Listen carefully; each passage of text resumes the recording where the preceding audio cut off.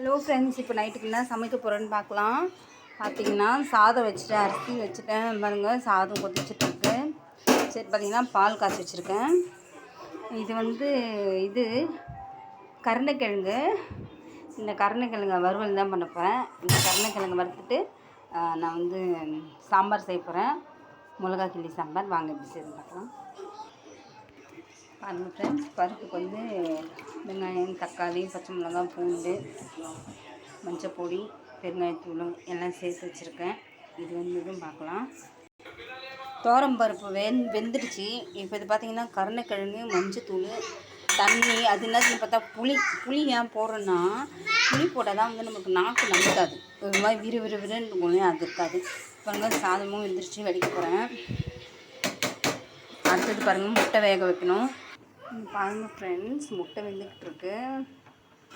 முட்டை கொஞ்சம் வெடிச்சிருச்சுன்னு நினைக்கிறேன். ஒரு முட்டை வெடிச்சிட்ருக்கு.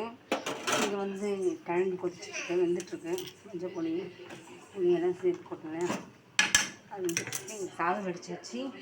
இங்கே பார்த்திங்கன்னா பருப்பு கடைஞ்சி வச்சுருக்கேன். மக்கி போட்டு கடைஞ்சி வச்சு பருப்பு இப்போ தாளிச்சிட்டு முட்டை வெந்துடுச்சு ஃப்ரெண்ட்ஸ். இப்போ சாம்பார் தாளிக்கிறதுக்காக நான் எண்ணெய் ஊற்றிருக்கேன். சட்டி வச்சு எண்ணெய் சூடட்டும். இன்னும் காயில் சளி பிடிச்சிருக்கு. எண்ணெய் சூடாகிடுச்சு. கடுகு உடையட்டும். எப்படின்னா கருவேப்பிலை இல்லை இன்றைக்கி. எனக்கு கருவேப்பிலை ரொம்ப முக்கியம். போட தான் மனமாக இருக்கும். கருவேப்பிலை கிட்ட இல்லை. நல்லா உடையட்டும். கடுகு ஒன்றுனா நட்டலும் ஜீரகம் வச்சுருக்கேன். என்னக்கா இவ்வளோ மிளகாவை போட்டுக்கணும்னு நினைக்காதீங்க. நான் காம்பு இல்லாமல் தான் போட்டிருக்கேன். இது மிளகாவை பிக்காமல் தான் போட்டிருக்கேன். அதனால் காரம் இருக்காது. இது கலக்கி வச்சுருக்கேன் சாம்பார். பயிரை தூக்கிடலாம். சமைக்கும் போது ரொம்ப ஜாக்கிரதையாக சமைக்கணுங்க. பாருங்கள், கையில் ஆவி அடிச்சிருச்சு. கொஞ்சம் விட்டால் கூட நம்மளுக்கு ஆவி அடிச்சிடும். இந்த பாருங்கள், இப்போ தாளிச்சிட்டேன். எனக்கு எவ்வளோ தேவைக்கு ஏற்ற மாதிரி தண்ணியும் ஊற்றிட்டேன். இது கொதிக்கும் போது இன்னும் ஒன்று சேர்க்க வேண்டியது இருக்குது. அது என்னதுன்னு பார்க்கலாம். கொதிக்கும் போது ஒன்று போடுறேன்னு சொன்னேன்ல, பாருங்கள். இப்போ நல்லா கொதிச்சிட்ருக்கு. இப்போ இதில் என்ன சேர்க்க போகிறோம் தெரியுமா? இதுதான். இது என்னன்னு பார்த்தீங்கன்னா சாம்பார் பொடி. தூக்கெல்லாம் கொஞ்சோண்டு ஒரு 1/4 டீஸ்பூன் போட்டு விட்ருங்க. இந்த சாம்பார் வாசனையும் டேஸ்ட்டும் வேறு லெவலில் ஆகிடும். சூப்பராக இருக்கும். இந்த மாதிரி செய்யுங்க. இந்த கிள்ளி போட்ட சாம்பாரில் எதுக்குக்காக சாம்பார் பொடின்னு நீங்கள் கேட்பீங்க. இந்த மாதிரி ஒரு வாட்டி ட்ரை பண்ணி பாருங்க. சூப்பராக இருக்கும். நல்லா கொதிக்கிட்டோம்.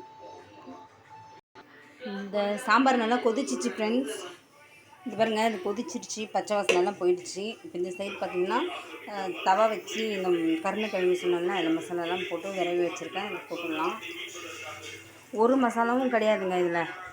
என்னென்னா பார்த்திங்கன்னா உப்பு, மிளகாய் பொடி, அவ்வளோதான். உப்பு மிளகாத்தூள் மட்டும்தான். இதுக்கு அப்படியே வறுத்துட்டோன்னா இந்த சாம்பார் வச்சுட்டிங்கன்னா, இந்த கிழங்கோட சைடிஷ் வச்சிங்கன்னா ரொம்ப சூப்பராக இருக்கும்.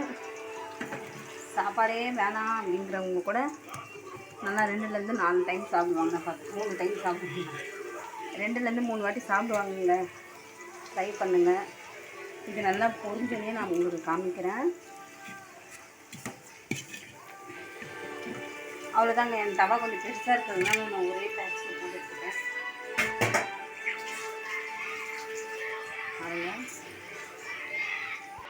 பாருங்கள் ஃப்ரெண்ட்ஸ், கருணைக்கிழங்கு ஃபுல்லாக ஃப்ரை பண்ணி எடுத்தாச்சு. இப்போ அதில் முட்டை போட்டு வச்சுருக்கேன். அவ்வளோதான் ஃப்ரெண்ட்ஸ். இந்த வீடியோ உங்களுக்கு பிடிச்சிருந்துச்சுன்னா மறக்காமல் லைக், ஷேர், சப்ஸ்கிரைப் பண்ணுங்கள். பாய்.